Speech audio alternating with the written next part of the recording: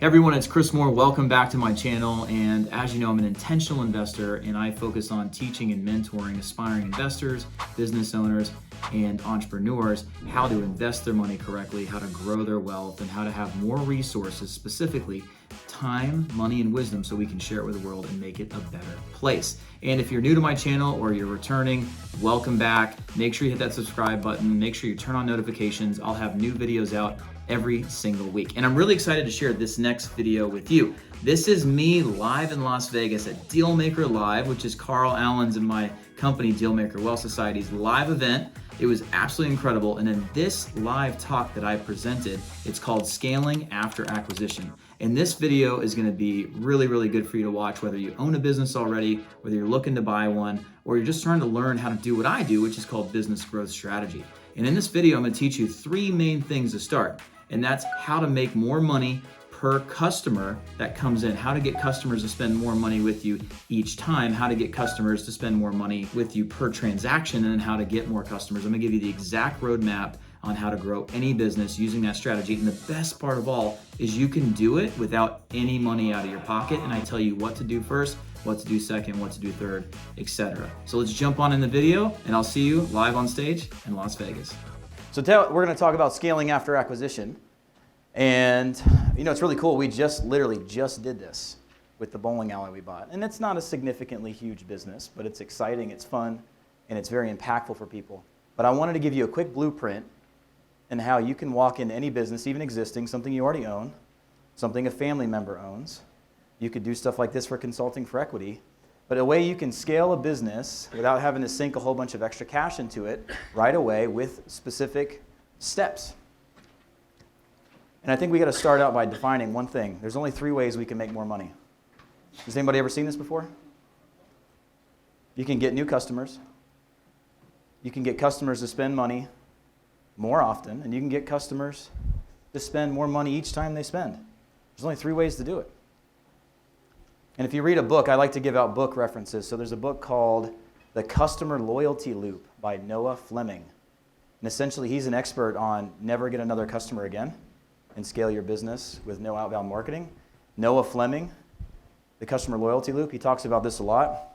I'd encourage you to read it. A couple notes about growth. Once again, you cannot create demand. If you have $1 billion, a Super Bowl commercial, yeah, you can do it, but we're not at that level, at least I'm not. You can only tap into existing demand, and I suggest you find existing demand first. Number three, don't immediately turn to outbound marketing or new big ideas or campaigns the second you jump into a business. And sometimes if that's your skill and it's what you do, and that's what my skill is, it's tempting, but don't do it. But instead, you utilize existing sunk cost items such as your labor, your software costs, and your existing capabilities to grow first. Don't just go get creative, because there's a lot of ways you can make money very quickly. Because remember, there's only three ways to make more money. We're going to tap into all three of those in just a second, and which ones you should do first. Another thing to remember, you only pay to acquire a customer once. You really only pay to acquire a customer once. So we really need to take advantage of the customers we already have and focus on maximizing lifetime value. You can do that without having to pay the COCA, cost of customer acquisition, again. You can do that without having to have any extra external expenses by maybe some commissions. There's ways to make money right away. Another thing is multiple profit centers. Having multiple ways to win, having redundancy in your business, being able to withstand market shifts. It's huge. If you come into a business and it has two profit centers, make 5 if it makes sense as quickly as possible. I'll give you some examples of what we just did in the bowling alley. And I did it with absolutely zero risk. That means money out front or time up front, right? Don't just throw money at problems. Don't do it.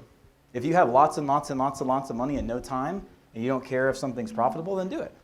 There's people that do that. Just for me, I'm so lean. I'm very lean and very conservative on spending.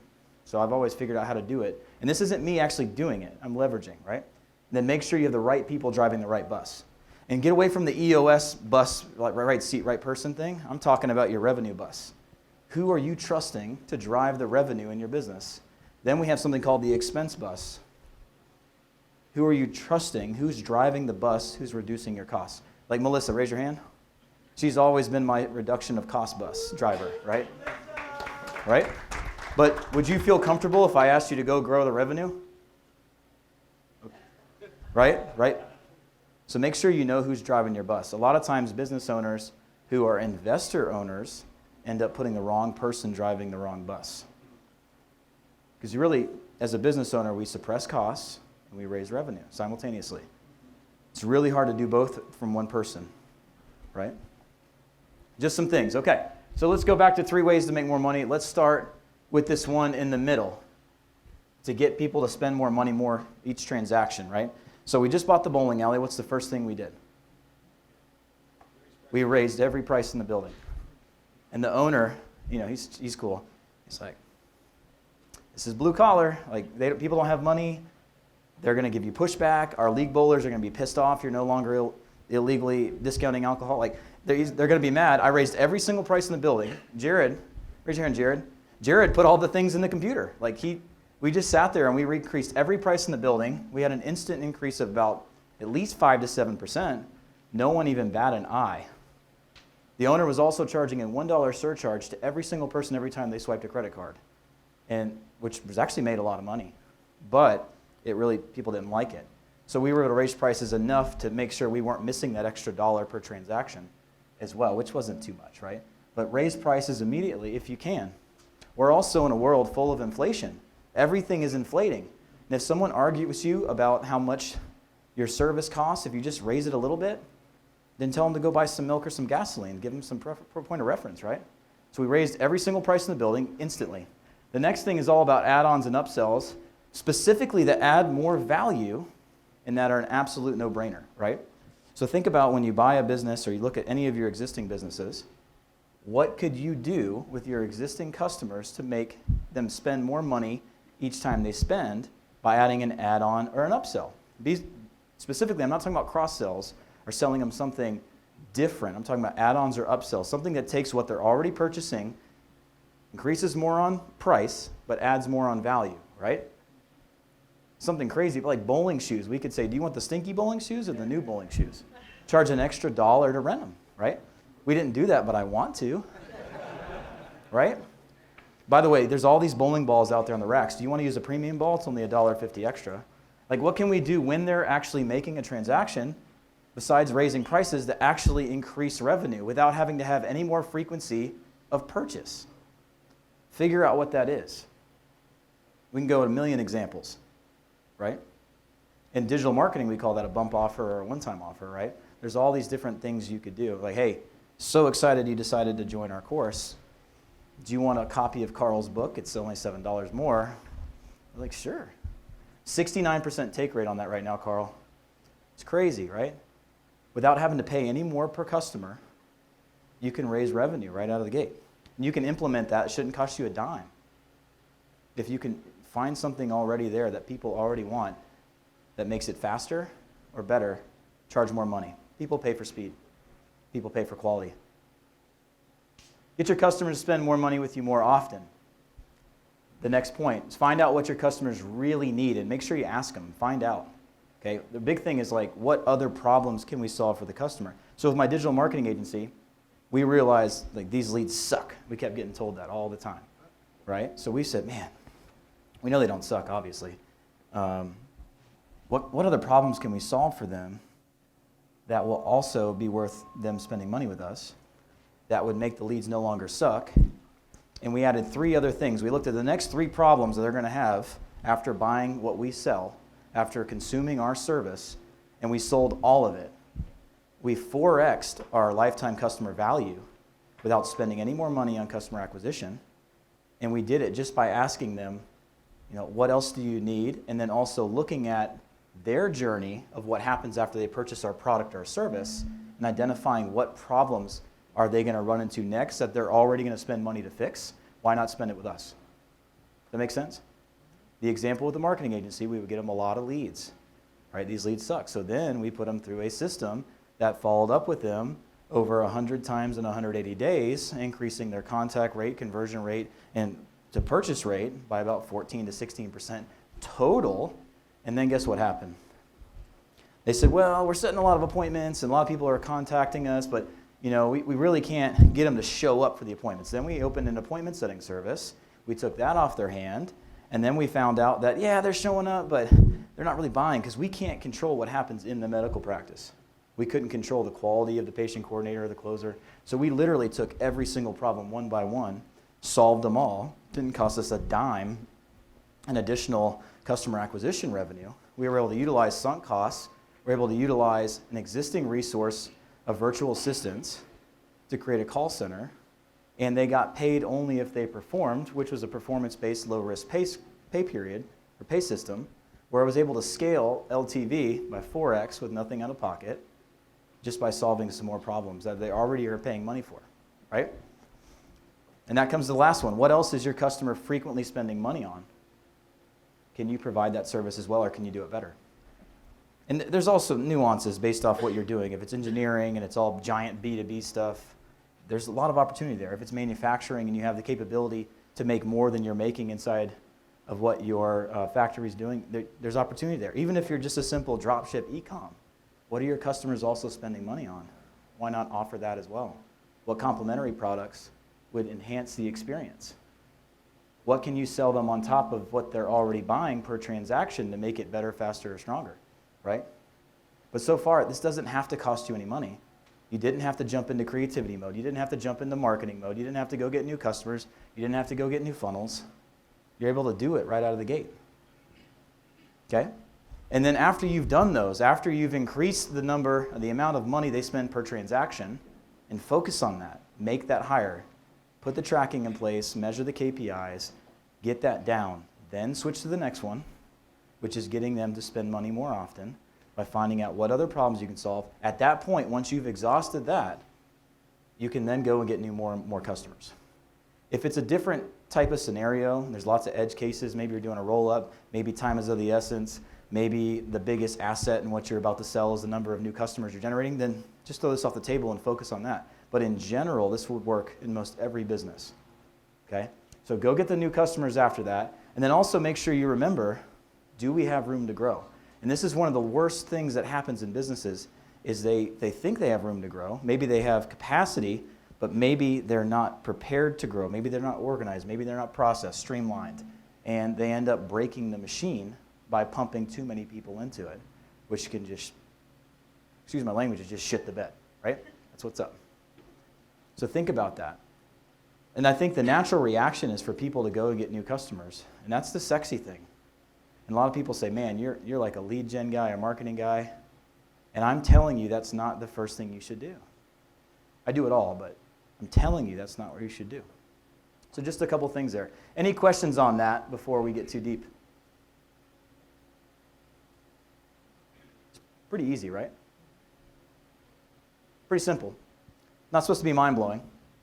I would read The Customer Loyalty Loop in general by Noah Fleming. It's amazing. Another thing with getting new customers, ramp up your digital and targeted marketing efforts.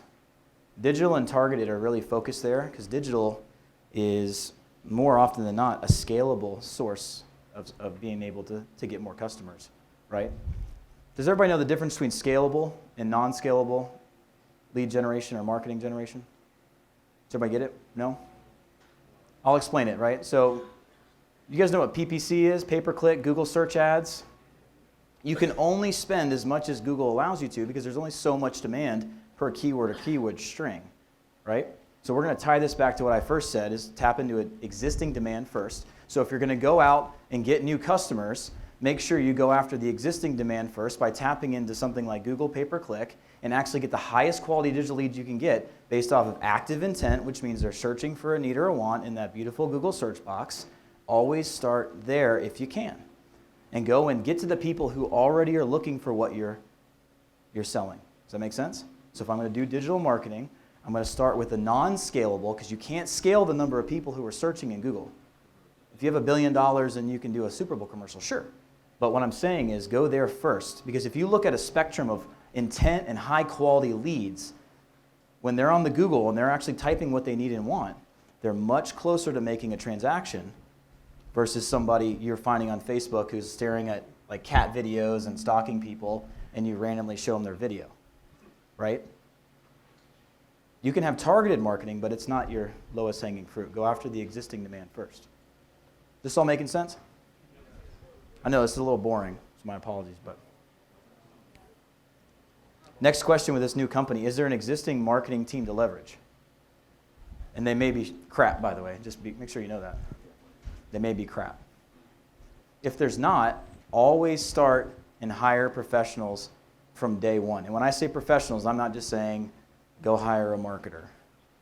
Go hire someone who has a proven track record or a company that has extremely relevant experience to finding your exact niche or exact customers. Okay? There are some really good general marketers out there that can market anything. I'm probably one of those guys, but there's still things that I don't want to touch. I have a Fab 5 of things that I like to play with. And I'll tell you, you shouldn't hire me if you want certain things. Go find somebody who's already crushed it. Somebody who's already pointed to the fence, they've hit home runs, and you can give them money and know for a fact you'll get a result. Don't go with your buddy's son who just graduated from college and he's out of his internship. Don't go with someone that you like. Don't go with that one person you met at the booth at the event. Look for track records. Look for proven track records in the niche. It's all about being able to predict success. You're gambling. Marketing is gambling if you cannot predict success on the outcome. It's gambling. And I hate that. That's why I'm not a marketer for pay anymore. I only market for businesses I own, which is the number one way I get people offering me their business, by the way. That's how I introduce myself. You know how many people come up to me and say, hey, I'd love to sit down and chat and talk about maybe some of what you do and how we can work together. So I just want to let you know, I only market for companies I own. And do you think they're going to come to me and offer me anything but ownership? That's why 30 people, and that doesn't sound like a lot to some people, but that's why 30 people have come to me and said, can we come play together? Because I've already set it up. I already told them, like, ooh, this is the only way I work. Right? Carl, that's what we talked about. That's it. Right? So that's that. And then let's talk about expansion. I think this is important. A lot of people try to expand too early. They haven't exhausted everything that they already have. They're not leveraging their sunk costs, their labor, their softwares. They're not increasing the lifetime customer value. They're not getting people to increase their frequency of purchase. Maybe they're going after new customers, but they want to expand. Let's expand. Let's expand. And if you're going to expand, make sure you're expanding into multiple profit centers where you can utilize your existing sunk costs first, if possible. Remember, if the cost of customer acquisition is not in play and the cost to fulfill is not too high, it really increases your margins, like really enhances your margins and your profitability. I always would suggest you go there. And if you're going to expand, make sure you do it after your initial efforts are already in play and moving the needle. Don't try to expand too soon. There are reasons to expand quickly, especially if you're doing bolt-ons to do a roll-up, right? That makes sense. But in general, if you're just trying to get in, and even as an owner-investor, there's still sometimes a triage period, right? You buy the business, you get in, you wrap your entire head around it, you fly Sarah down from Baltimore to close it for you and try to get QuickBooks from the floppy disk to the internet, right? You still have to triage. This is what we did. Literally in 30 days, we renovated the entire building. We added 5 profit centers, right? 5. We raised every price in the building. They were doing 0 marketing. So I got a rocket on the marketing. Now it's going organically. I literally added 5 profit centers with 0 risk. Even at an arcade, besides the build-out costs on the room, there's no cost. You know how much it costs to put an arcade in? And actually buy the machines and all that? Depends on the size. It could be from like $100,000 to millions of dollars. We did it with 0, period, 0. Just from asking better questions. And I just said, hey, what would have to be true for us to get an arcade in here without spending any more money in this, without me having to do anything else? So I called 15 places in a 30-mile radius that had an arcade machine, and I asked for the owner of the arcade's machine's number, and I found there's 3 different business models to do that, and I chose the one where I have a rev share. They bring everything into the business absolutely free. They maintain it for free.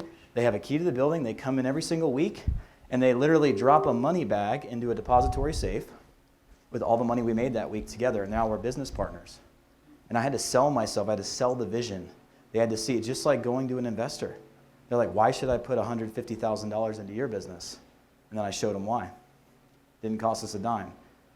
Today I got a text message and I saw some income statements that before the business is usually even open, we made 70% of today's revenues that we usually would make on a Saturday because we had 5 birthday parties simultaneously. My manager is a sunk cost with his hours. I just made him come in 2 hours early. I also paid him a little bit of commission every time he books a birthday party. And then my wife is free labor and she wanted to work the snack bar, so it's a win-win, right? But you see how we were able to make more money? Like we're up 20%, like literally not spending a dime on marketing at this moment because we did just for the first month. We renovated, we added profit centers, a lot of them, and we're off to the races. And that thing will run itself, just like the other ones. They've been doing it for 6 years, right? When you're expanding, think about what's untapped potential in the business. Not just expanding to new markets, not just expanding by buying something else right away, but what is really untapped? Is there a key employee that you could kind of move up that has a skill set or background or connection that you can leverage? What other industries are your customers? What other industries or customers could you be serving with your current product capacity or ability? Man, I have lots of examples for that. So when I was with the medical marketing company, it's like, man, I know we like plastic surgeons because they're high ticket, high margin, elective medicine. They don't even care really about the business. They just want to do surgeries.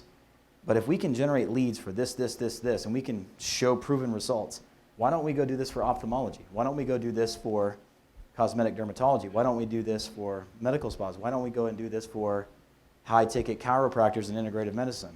Why don't we go do this for, and then we just expanded by finding customers that could use our current product's capacity or ability. Just like that.